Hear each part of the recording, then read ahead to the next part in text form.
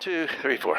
Yep. Hello, this is Brian Purdy with the Florida Aviation Network, live and in clear. Sun and Fun 2026. And we're standing outside the Innovation Showcase, and we're going to let one of the exhibitors tell us about their exhibit and the things that they're doing today.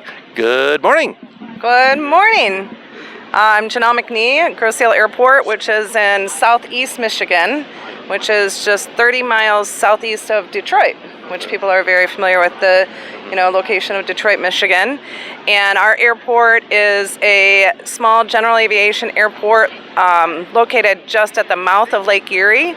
The history of the airport is kind of unique. So back in the early 20s, in 1926, it actually became 27 became a naval air station.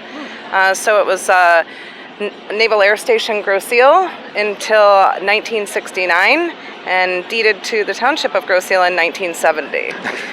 So that's been there quite a while. It sounds like it's relatively small now, though. So when it was a naval air station, was it a lot more activity there?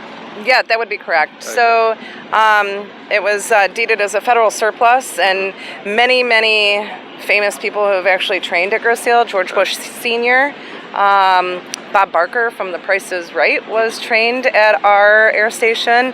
Donald Rumsfeld was trained there. Amelia Earhart would fly in there on occasion to, kind of have, conversations with Rumsfeld, I believe. And it was actually the location of the very first and only metal-clad ship. It was the ZMC-2. Okay. So if you do come to the Innovation Showcase, I do have a video here. It kind of gives a brief history of not only the airport, but the rich history of Grosse Ile in general, which is we are actually celebrating our 250-year anniversary of Grosse Ile. Great. Which is interesting because it's 1776. Did you know it was 1776 acres here at Sun and Fun? No, I didn't. Yes. What are we celebrating this year? 250 years. Yeah. Yes, so you guys have 1,776 acres. Wow. Yes. Learned something new myself. Yes, thank you. Kind of neat, huh? So today and all week, I have received a DTE grant, which is our local utility company, provided the Township of Grosse Ile and our partners of MCA Consulting, which is Metro Consulting, and a company called Ion Dynamics. And we have received a Emerging Tech Fund grant. So the question becomes is how does a tiny little GA airport end up at the Innovation Showcase? So we will be hosting our very first e-mobility summit at Grosse Ile Airport on July 29th in 2026. It'll be an opportunity for companies to come in and do a true demo of their emerging aviation and land and water. So it is a true multimodal grant that was received, and being that we have a seaplane base at Grosse Ile, if we have an opportunity to be able to demonstrate some electric aircrafts, we'll have an opportunity to do that with the portable DC fast charger that will be on site for approximately 12 to 14 months. Okay, great. Now, being partly the utility, I guess mostly the electric utility. Correct. Okay.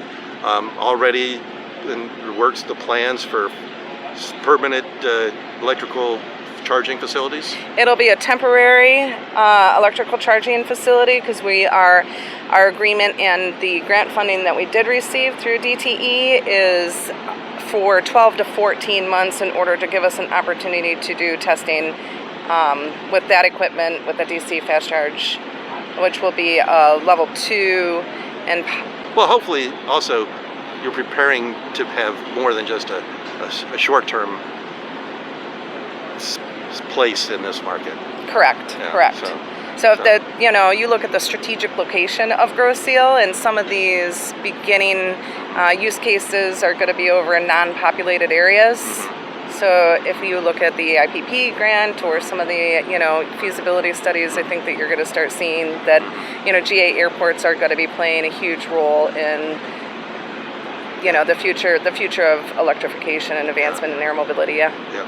Because the nice thing about the smaller electric air mobility, we don't take up as much space, but we don't need to be bogged down by the larger aircraft that we're basically feeding to. So I'm thinking it's going to be the small airports that are going to have more of the air taxis and stuff, because it's easier for somebody to go to that small airport to get the ride to the bigger airport. And Detroit being close, probably be one of them, but what other airports are nearby that they could run through? Willow Run is, located towards Detroit Metro Airport, Ypsilanti, Jackson, Detroit City. So there are quite a few airports that in the surrounding area that, will have that, opportunity from that, air taxi standpoint. But I believe that you're going to see, cargo logistics also. Okay, great. So I didn't think this is your first shot at Sun Fun, but you're only the only person at your booth. So are you getting a chance to look around at all? A little bit, yeah. I mean, I was out walking yesterday. I had an opportunity to walk a couple miles because this place is huge. And I took an opportunity because I did get here on Monday, so I got to walk around at that time, although everyone was still kind of running around like chickens with their heads cut off. Okay. So, yeah. Great. Okay. We're going to take a little bit of time now to go look at some of the videos that in your booth, take some pictures, and then anything last words for now that you'd like to share with our audience, whether it's come up to Grosse Ile, you already mentioned the e-mobility, but anything other than that? Yeah, absolutely. So as the development, one thing I'd like to really point out, one thing that we are very, very proud of at Grosse Ile is that we are fully self-sufficient. So we do not take any taxpayer dollars. So any revenue that we generate, it gets put back into the operations of our airport. And, we take a lot of pride in that. So we do have some light industrial space that's available for, opportunities for light manufacturing, potential development or economic development there. So one thing that's unique about our airport is that a lot of GA airports don't really have that all the time. One thing to fly into Grosse Ile for is we have a new project that we're excited to finally be able to announce, and we are building a bar restaurant called Whiskey Tango that will be right on the airport, which will be opening in the springtime next year. So another place for a $300 hamburger. Well, it's a $100 hamburger. Well, it depends on what you're flying to get there.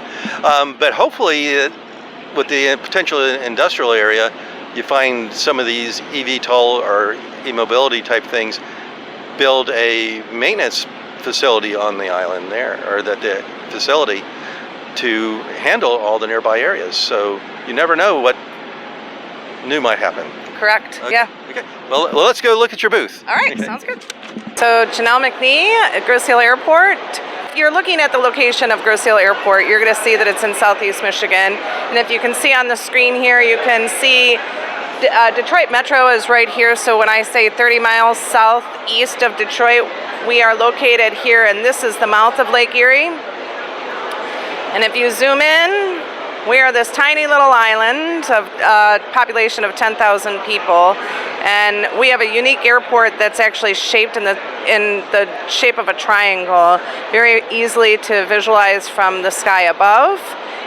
If you look at the property across the street, this is all the Commerce Park area, and this is really the revenue generating source that drives the operations of the airport, and we are very proud of that.